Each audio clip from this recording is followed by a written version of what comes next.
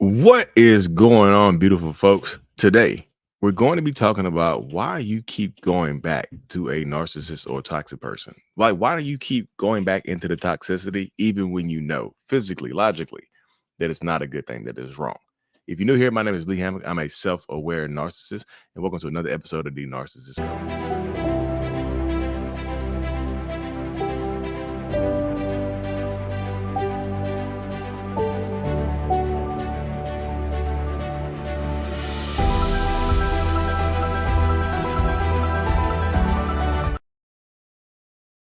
Welcome back, folks. Welcome back. Welcome back. Yes, yes, yes.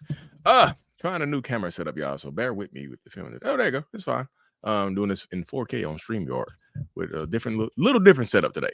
But yes, why do you keep going back to a narcissist? Like you know logically, it doesn't make sense, right? You know that this person has done you wrong. You know that this person is not right for you. You know that this person is probably the worst choice that you can make when it comes to healing, when it comes to growing, when it comes to trying to thrive and survive in any type of any type of environment or whatnot. You understand that. You get it, right?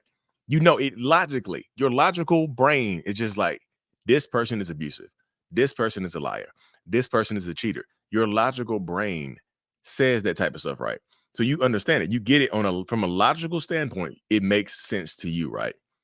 But emotionally, it doesn't.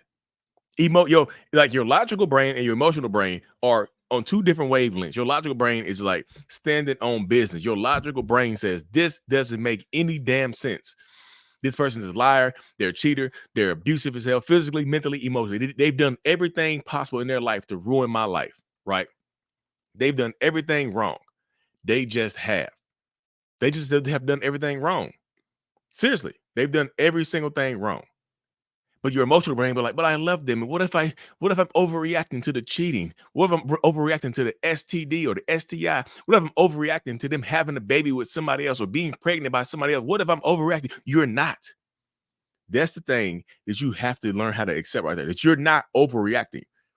You're not. You're being real. You're being true. You're being who you need to be in this situation right here, right? You're doing exactly what you need to be doing. And that's hard for so many people to reconcile, right? It just is. It's one of those things that's hard for people to reconcile emotionally and mentally. It's the pain that it, like, logically, you shouldn't be there. But emotionally, the pain that you feel when you're not with this person is damn near unbearable. The trauma bond kicks in. Yeah, I'm talking about the trauma bond, but we're gonna talk about it on a different level. We might not even say the words trauma bond anymore. We're just trying to put it in a different space. It hurts so bad to leave this person, right?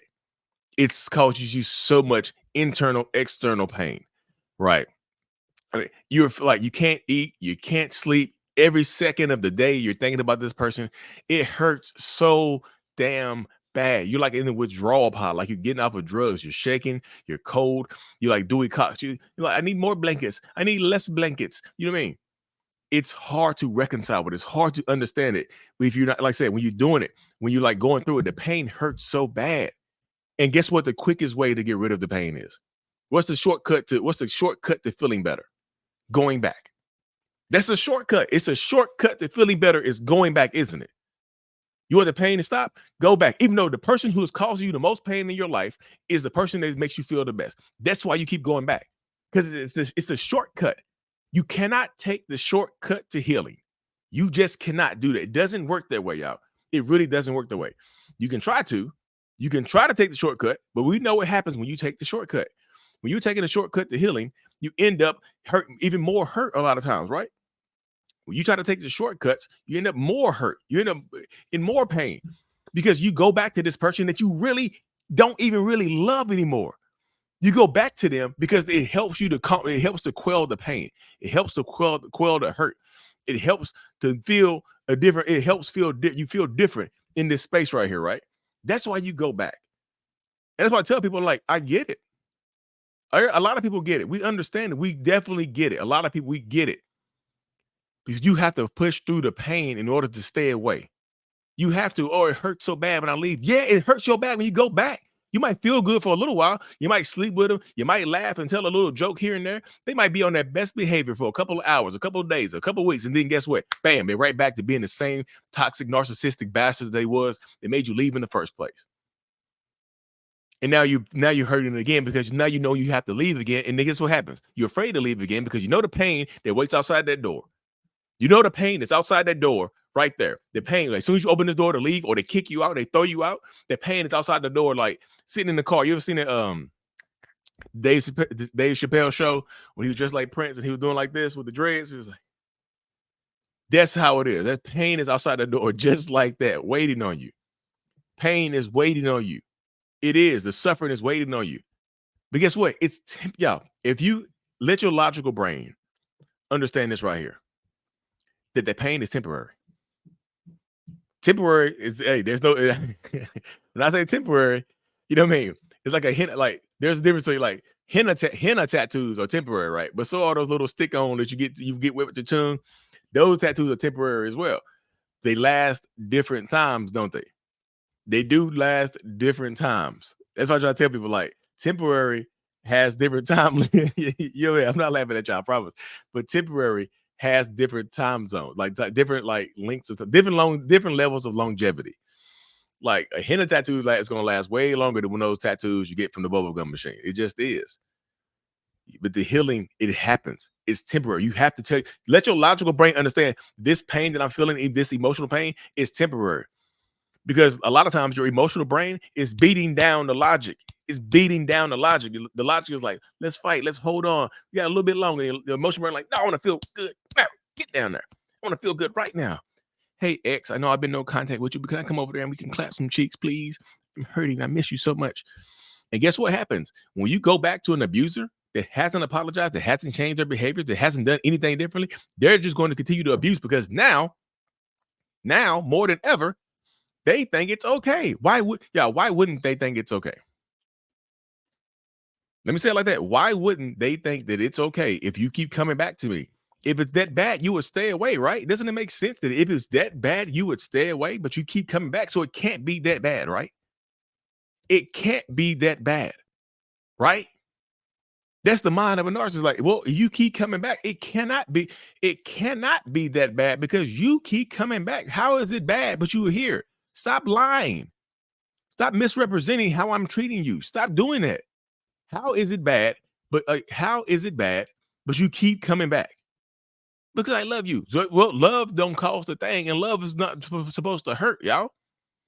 Love is not supposed to make you feel this way. Let's keep it hot. It just isn't. It's wonder love is not supposed to make you feel like a piece of crap. Okay, good myself did it. It just isn't. That's why I be rooting. Yeah, I repeat myself. I be rooting for y'all. I do. I want y'all to win. You keep going back because you keep telling yourself this person is going to change. Your emotional brain, like when you are standing firm on your logic and your emotional brain is telling you that something is different, when your heart and your mind are not in alignment, your heart will get you hurt so many times. Your heart will lead you down a pathway because your emotional, logical brain, your thinking brain, your brain has. Let's talk about it on a physical level, like a real physical level, right here, right? Your brain, my brain, is in my head, or is in my skull. My brain is close to. Like I said, my brain is close. It has the access to my eyes. It has the access to my ears, my nose, my mouth. And it can touch. I get access to the touch as well, right? My brain has access to all of that stuff, so it's processing information. Where's my heart at? My heart is in my chest. My heart is blind. They want to say love is blind. Your heart is in your chest. You can't see nothing. You can't see anything but the chest. It can only feel. Your heart can only feel. So between seeing and feeling, between understanding and having access to your five senses and just being able to feel, come on. That's why feeling is not a sense. What's the five senses? You know what I mean? What's the I've been out of school for a while. I was thinking about I'm actually thinking about going back to school and getting my master's degree in actually psychology and trying to be a therapist. Maybe. Let's look at the five senses. Smell. I listed them out when I was talking with smell, sight, hearing, taste, touch. Where's feeling at? Where's feels? Where's feelings? Feelings is not on this list, right? Feelings is not on here at all. So feelings is not a sense. Trust your five senses. But you got to put that, look, you can feel, it's okay to feel, but you have to lessen the blow. Every day it will get better. Believe, I keep thinking about them every single day. Every day it will get better. You have to tell yourself the truth. You have to find a good support system. That's why I run my support group, y'all. Now, my support group called the Mental Healers. There's a lot of people in there that feel the same way that you feel. But when they get overwhelmed, they come drop a note in the group. Hey, I'm feeling this way. People email me. They email me. They say, hey, Lee, this is what's going on. Here's a screenshot. Can you tell me what this means? I got you. That's what the Mental Healers is for. You can find everything at mentalhealness.net, my events, my courses, my groups, everything is at mentalhealness.net. But straight to the courses and the groups is courses.mentalhealness.net. But everything is on there, y'all. But I'd say I'd be rooting for y'all. I've been trying to help so many people get out of this toxicity and to survive and not be held down by the ties that bind. I want y'all to win. Yes, the pain is going to hurt, y'all. Let's keep it real. Let's be logical together right now. It's going to hurt. It's going to hurt. Leaving hurts. Staying hurts. But guess what? Guess which hurt goes away faster? Guess which not faster. Guess which hurt goes away and can stay away? When you leave, you have the ability, you have the chances to do that right there. You see what I'm saying? You have the chance to, when you leave, you have the chance to heal. You have the chance to get better. You have the chance to thrive through it. But when you go back, those chances go out the damn door. You see what I'm saying? Those chances go out the door. When you go back to your toxic narcissistic ex, you're leaving logic in the car. You're leaving logic at your house. You're leaving logic at your friend's house. You're leaving logic in your support system. Your support system can only be so strong for you. You have to be strong, because every time you go back, they feel bad. They might feel like, let's be real. Your support system in your real life, when you keep telling them what you're going through, you keep telling them about the abuse, you keep telling them about the stuff that you're surviving, the stuff that you're thriving through, sooner or later, your support system is going to turn on you. They might get tired of it. Like, look, we tired of hearing about this dude. We tired of hearing about this girl. Leave them alone. We tired of hearing about them. We don't want to hear it no more.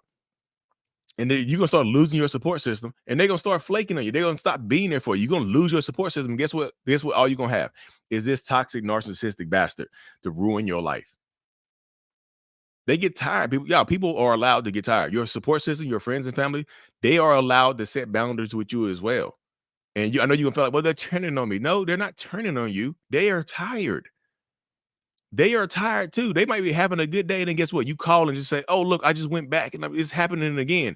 You just ruined their day. You see what I'm saying? I'm not telling you to not call your peoples. I'm just telling you that sooner or later, you have to be stronger. The more you go back, the less people believe in you. You see what I'm saying?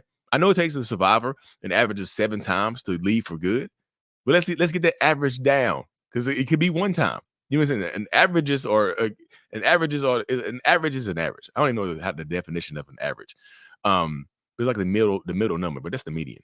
You can have a person that leaves one time, maybe gone for good, or you can have somebody that leaves 13 times. 13 plus 1, 14, divided by 2, 7. That's an average of 7 right there, right? That's a horrible sample size, but that's an average of 7, is it? It's an average of 7, isn't it? But that's why I'm just telling y'all, it's going to hurt. We got to stop taking the shortcuts. A lot of times when people get lost in the woods, that's because they take shortcuts. They take the unmapped shortcut. So stop taking the unmapped shortcut to healing. You have to go down the road. You have to feel it. Your feelings are real. We get it. We understand it. You know what I'm saying? That's why when I say your support system might get tired and turn on you, that happens because they don't understand what you're going through. So many of them just like, they might start looking at you like you're dumb. Like, damn, you just dumb. We just can't tell you nothing else, right? They might tell you that to your face. But my support group, they don't tell you that because they're going through the same thing. Is people going through similar things, rooting each other on. That's what it is. Your brother and sister, your mama, your daddy, they might not understand it. Your best friend, they might not understand it. But the people in my group, they do. I'm in the group. I definitely understand it. Anyways, y'all, no more shortcuts. I'm going to say shortcuts. No more shortcuts. It's going to hurt. We're not going to dull the pain. We're going to feel it. Feel it. Once you feel it and understand the pain lets you know you're alive. When you're in that relationship, it's like you're damn near dead. You're emotionally dead. The pain you feel when you leave, that lets you know you're alive. That lets you know that as soon as you break through this pain, you're going to feel better than ever. You have your life is worth living, and they don't deserve another damn second of it. But I can say that all I want to. You have to believe it, and you have to be the one to take action, y'all. Anyways, y'all, I know I'd have rambled on a little bit longer. I got passionate. Y'all know when I get that passion, I can't stop it. I cannot stop it. But like I said, Dallas, Texas, we're coming your way November the 2nd. Sign up for the newsletter to get notified for the registration link and things like that. The newsletter, everything else you can find at mentalhealness.net. Me and Nia Renee, we killed DC a couple weekends ago. In about 6 weeks, we'll be in Dallas, maybe Houston too. We're working on Houston as well, y'all. Anyways, y'all, be safe, take care of yourselves, and always, Mental Healness is out. Peace. Thank you so much for making it to the end of my video. I am extremely grateful for you. Have no idea. If you haven't already, make sure you go ahead and subscribe to the channel. Helps reach more people. And click on the screen to watch another video or to browse through another playlist. There's also a link on the screen to check out my courses and my support groups to help you heal and understand what you've been through. Thank you so much again. I will see you in the next video. Peace.